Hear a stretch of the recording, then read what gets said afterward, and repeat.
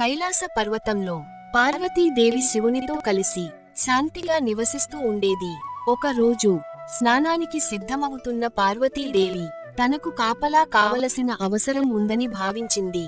పార్వతీదేవి తన శరీరంపై ఉన్న పసుపుతో ఒక బాలుడి రూపాన్ని తయారు చేసింది. ఆ రూపంలో తన ప్రాణశక్తిని నింపింది. ఆ క్షణమే ఆ బొమ్మ జీవంతో కూడిన బాలుడిగా మారాడు. పార్వతీదేవి అతనితో ఇలా చెప్పింది, నన్ను చూడాలంటే నీ అనుమతి తప్పనిసరి. ఎవరినీ లోపలికి అనుమతించవద్దు. ఆ బాలుడు తల్లి ఆజ్ఞను అత్యంత భక్తితో పాటించాడు. అదే సమయంలో శివుడు కైలాసానికి తిరిగి వచ్చాడు. లోపలికి వెళ్ళబోతుంటే ఆ బాలుడు అడ్డుకున్నాడు. అమ్మ ఆజ్ఞ లేకుండా ఎవరూ లోపలికి రారు. శివునికి కోపం వచ్చింది. దేవతలెవ్వరూ ఆ బాలుడిని ఓడించలేకపోయారు. చివరకు శివుడు తన త్రిశూలంతో ఆ బాలుడి తలను నరికాడు. ఈ వార్త విన్న వెంటనే పార్వతీదేవి భయంకర రూపం ధరించింది. నా కుమారుడిని చంపిన లోకాన్ని నాశనం చేస్తాను.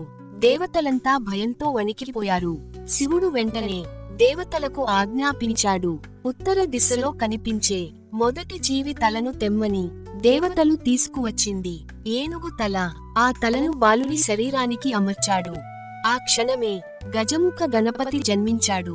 శివుడు వరమిచ్చాడు, ఏ కార్యమైనా ముందుగా నీ పూజ జరగాలి. విఘ్నాలను నీవే తొలగించాలి. విద్య, బుద్ధి, విజయానికి నీవే అధిపతి.